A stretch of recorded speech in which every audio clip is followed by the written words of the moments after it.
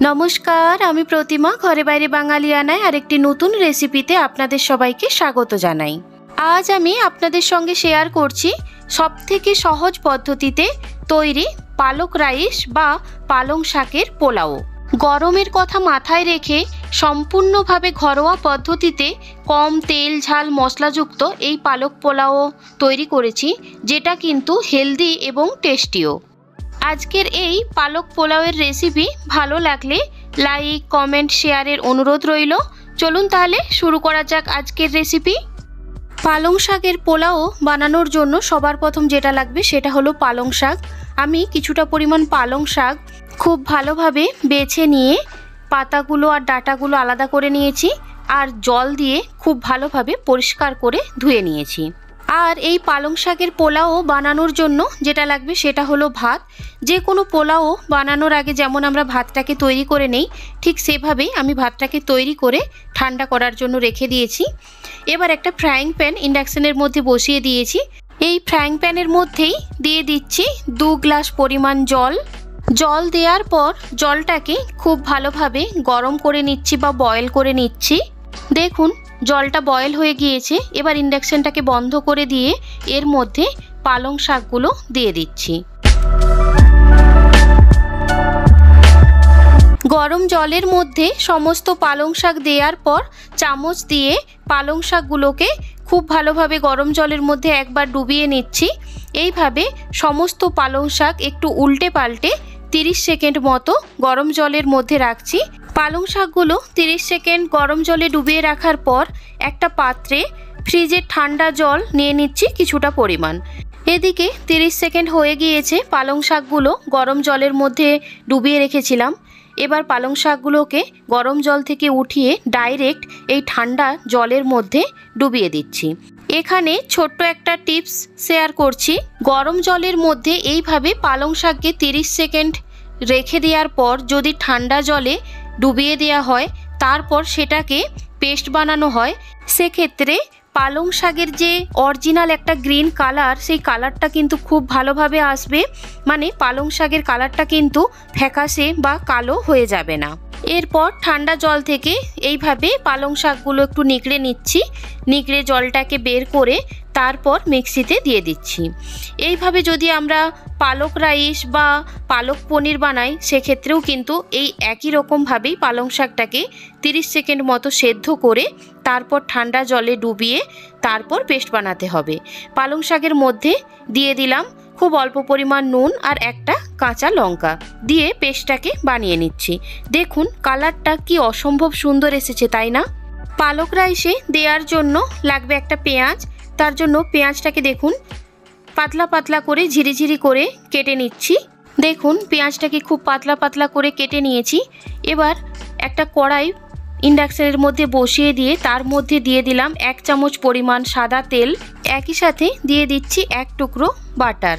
চাইলে এখানে ঘিও ব্যবহার করা যায় বা বাটারও ব্যবহার করা যায়।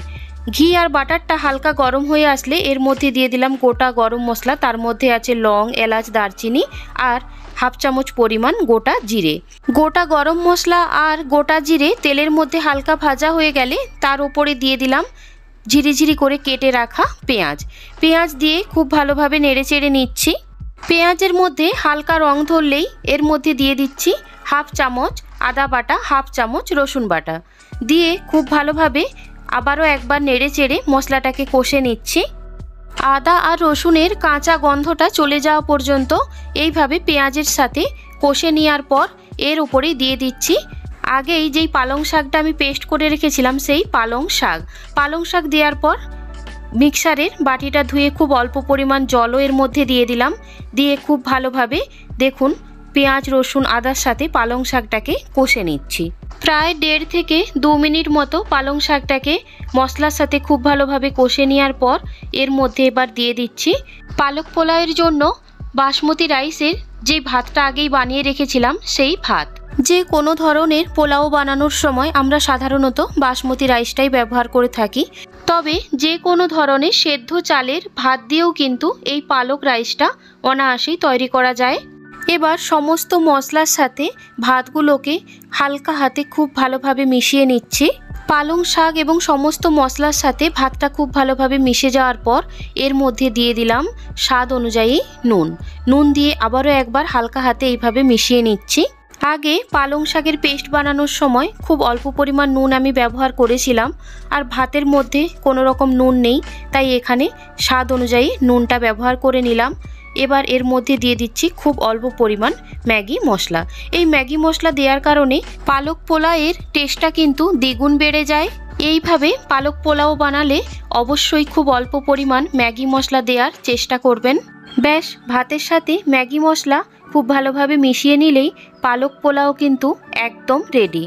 এই পালক পোলাওকে একটু বেশি হেলদি এবং বেশি টেস্টি বানানোর জন্য ইন্ডাকশানের মধ্যে বসিয়ে দিয়েছি একটা ফ্রাইং প্যান। তার মধ্যে দিয়ে দিলাম 1 চামচ পরিমাণ ঘিটা খুব ভালোভাবে গরম হয়ে আসলে এর মধ্যে দিয়ে দিলাম কয়েকটা কাজু বাদাম আর কয়েকটা পনিরের টুকরো।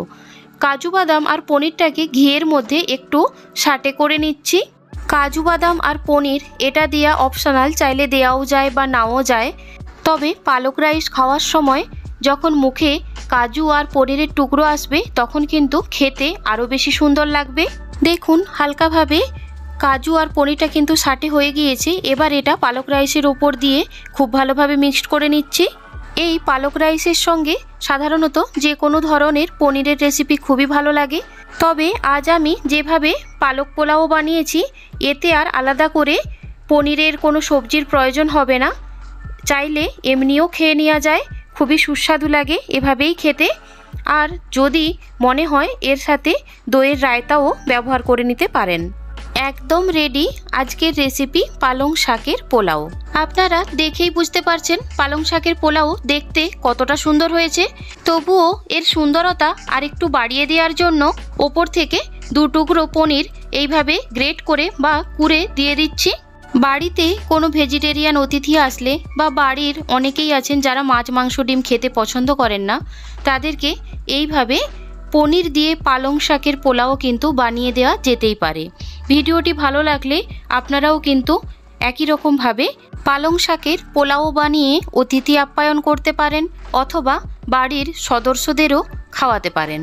আর বাচ্চারা তো একটু কালারফুল, একটু সাজানো গোছানো জিনিস খেতে ভালোই বাসে, যেটা দেখতে সুন্দর হয়। তাই এইভাবে বাচ্চাদেরকে যদি একটা সেদ্ধ ডিম দিয়ে সাজিয়ে দেওয়া যায় তাহলে কিন্তু বাচ্চারাও অনায়াসেই খেয়ে নেবে। আজকের পালং শাকের পোলাওর রেসিপি ভালো লাগলে লাইক, কমেন্ট, শেয়ারের অনুরোধ রইল। আরও নিত্য নতুন ভিডিও পেতে ইউটিউব থেকে দেখলে চ্যানেলটি সাবস্ক্রাইব করে নিয়ে পাশে থাকা বেল আইকনটি প্রেস করে নেবেন। ফেসবুক থেকে দেখলে পেজটি ফলো করে নেওয়ার অনুরোধ রইল। আজ এই পর্যন্তই, ফিরে আসছি খুব তাড়াতাড়ি নতুন কোনো রেসিপি নিয়ে নতুন কোনো ভিডিওতে। ভিডিওটি দেখার জন্য সবাইকে অসংখ্য ধন্যবাদ।